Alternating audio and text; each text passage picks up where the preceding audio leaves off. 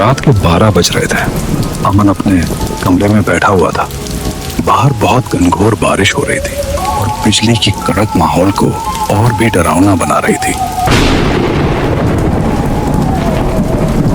अमन की आंखों में चिंता साफ झलक रही थी, क्योंकि 3 महीने बीत गए, ना नौकरी मिली, ना ही कोई सहारा। जो थोड़ी बहुत जमा पूंजी थी वो भी खत्म होने को थी। अमन यही सब सोच रहा था, तभी अचानक दरवाजे पर दस्तक हुई।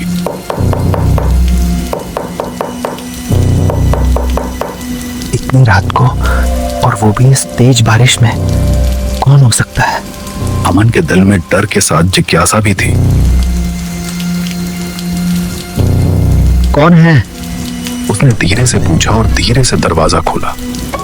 एक 26-27 साल की लड़की बारिश में भीगे हुए दरवाजे पर खड़ी थी। उसका बदन ऊपर से नीचे तक पूरा भीगा हुआ था।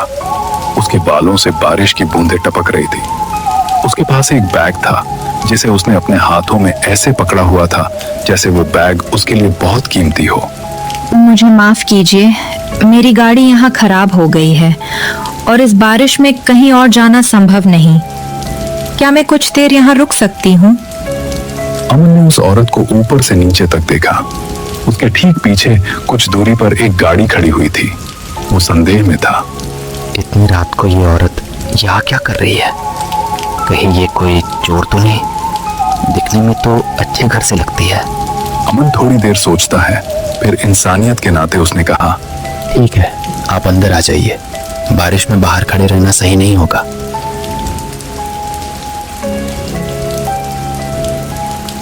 वो औरत कमरे के अंदर आ गई।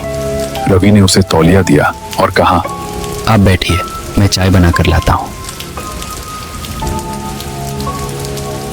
कुछ ही देर में वो चाय लेकर लौटा। धन्यवाद। मेरा नाम कनिका है। मैं पास के शहर से आई थी, लेकिन रास्ते में गाड़ी खराब हो गई। यहाँ मदद के लिए कोई नहीं दिखा, तो आपके घर की तरफ आ गई। मैंने सोचा कोई मदद मिल जाएगी। अमन ने हल्की मुस्कान देते हुए अपना नाम बताया। मैं अमन हूँ, यहाँ काम की तलाश में आया हूँ। वैसे ये जगह रात के समय थोड़ी डरावनी लगती है, क्योंकि आसपास कोई घर नहीं है। कनिका ने चाय की चुस्की लेते हुए उसकी बात पर सहमति जताई। कुछ पलों के लिए कमरे में खामोशी छा गई। बारिश की आवाज करे में गूंज रही थी। तभी कनिका ने कहा, क्या मैं आपका फोन इस्तेमाल कर सकती हूँ? मेरे फोन की बैटरी खत्म हो गई है। अमन ने फोन उसकी तरफ बढ़ा दिया। कनिका ने किसी को फोन लगाया और कहा, हाँ, हेलो, मैं सुरक्षित हूँ, टेंशन मत लो, आज रात सब काम हो जाएगा। इतना कहकर उसने फोन बंद कर दिया। अमन कुछ पूछ पाता उससे पहले ही बिजली चली गई। पूरा कमरा अंधेरे में डूब गया। अमन ने मोबाइल की टॉर्च चलाई और चारों ओर देखा, लेकिन कनिका वहां नहीं थी। अब ये कहाँ चली गई? अभी तो बात शुरू भी नहीं हुई थी। अमन ने कमरे का कोना कोना छान मारा, लेकिन कनिका का कोई पता नहीं चला। तभी दरवाजे पर दोबारा दस्तक हुई। अमन ने दरवाजा खोला तो उसका दोस्त विजय खड़ा था। क्या हुआ भाई? इतनी रात को तो इतना घबराया हुआ क्यों है? कोई डरावना सपना देख लिया क्या? ऐसा ही कुछ समझ। अमन ने पूरी घटना विजय को बताई। विजय ने हैरानी और चिंता के साथ कहा, तूने एक अनजान अजनबी औरत को अंदर कैसे आने दिया? तुझे पता है ना आजकल इस शहर में कितनी चोरियां हो रही हैं। मुझे लगा कि वो मुसीबत में है, पर अब वो कहीं नजर नहीं आ रही। लेकिन उसका बैग यही रह गया है। दोनों ने बैग की ओर देखा। तुझे क्या लगता है क्या हो सकता है इसके अंदर? विजय ने धीरे से बैग खोला। जैसे ही उसने अंदर देखा, उसके चेहरे का रंग उड़ गया। वो घबरा कर पीछे हट गया। इसमें कनिका का कटा हुआ सिर है। यह सुनकर अमन सन्न होकर उसकी तरफ देख रहा था। उसने घबराते हुए कहा, तो कनिका को कैसे जानता है? और ये कैसे हो सकता है? वो तो अभी मेरे साथ थी। नहीं, वो कनिका थी। लेकिन ये कैसे हो सकता है? मैंने तो उसे। अमन ने जल्दी से बैग में झांक कर देखा, पर उसमें सिर के बजाय केवल एक नोट था। जिस पर लिखा था, आज तुम्हारा काम खत्म। अमन ने विजय की ओर देखा और कड़े स्वर में पूछा। क्या तू कनिका को जानता है? विजय का चेहरा भय से सफेद पड़ गया। कांपते हुए उसने धीरे धीरे कहा, हाँ, मैं कनिका को जानता हूँ। वो मेरी मंगेतर थी। तो ये सब क्या है विजय? अमन ने कड़े स्वर में पूछा। विजय ने कांपते हुए अमन को बताया, मैंने कनिका को मारा था। ये मेरी जिंदगी की सबसे बड़ी गलती थी। जब मैं गांव से शहर आकर नौकरी की तलाश में भटक रहा था, तब मेरी एक तांत्रिक से मुलाकात हुई। उसने कहा कि अगर मैं कनिका की बलि दूं तो मेरी किस्मत बदल जाएगी।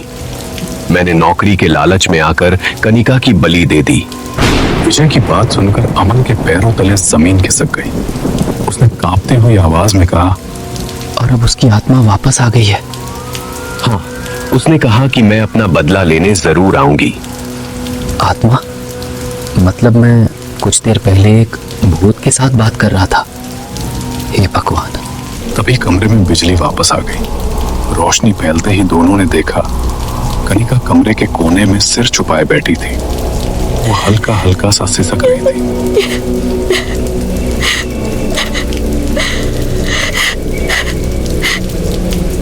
दोनों वहीं खड़े उसकी तरफ देखते रहे, लेकिन किसी की भी उसके पास जाने की हिम्मत नहीं हो रही थी।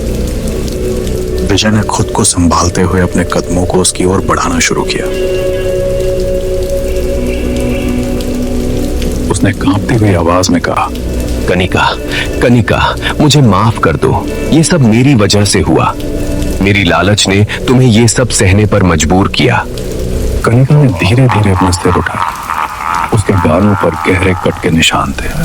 उसकी आंखें दर्द और गुस्से से भरी हुई थी, लेकिन उसकी आवाज में एक खौफनाक मासूमियत झलक रही थी। उसने टूटे हुए स्वर में कहा, विजय, तुम आ गए? क्या तुम अब भी मुझसे प्यार करते हो? तुमने एक बार भी मुझे देखने की कोशिश नहीं की, तो मैंने सोचा मैं ही तुमसे मिलने आ जाऊं। यह सुनकर विजय की आंखों में आंसू भर आए। उसने घुटनों के बल गिरकर कहा, कनिका, मैं तुमसे अभी भी बहुत प्यार करता हूँ। मुझे माफ कर दो। अचानक कनिका के चेहरे पर एक खौफनाक मुस्कान उभरी। अरे मेरे सोना बाबू, तुम तो सच में रोने लगे। विजय अब भी उसके सामने घुटनों के बल बैठा था। वो कांपते हुए कुछ कहने की कोशिश कर रहा था, लेकिन इससे पहले कि वो कुछ और कह पाता, कनिका ने एक झटके में अपनी तेज खून से सने नाखूनों वाली उंगलियां उसकी गर्दन में घुसा दी। विजय ने घबराकर अपने हाथों से छुड़ाने की कोशिश की, लेकिन कनिका की ताकत एक मायावी ताकत थी। अब तुम मुझसे बचकर कहाँ जाओगे विजय? कनिका मुस्कुराई और फिर एक झटके में उसकी उंगलियां विजय के गर्दन को चीरती हुई उसकी हड्डियों तक पहुंच गई। विजय की चीख गले में अटक कर रह गई। अगले ही पल उसकी गर्दन धड़ से अलग होकर जमीन पर गिर पड़ी। कटे हुए सिर से दीवारें लाल हो गई। कनिका ने कटे हुए सिर को उठाकर अपनी आंखों के सामने लाते हुए कहा, तुझे क्या लगा विजय, मैं तुझे यूं ही माफ कर दूंगी? यह सब देखकर अमन की सांसें तेज हो गई।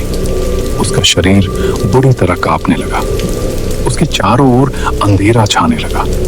अगले ही पल वो बेहोश होकर जमीन पर गिर पड़ा।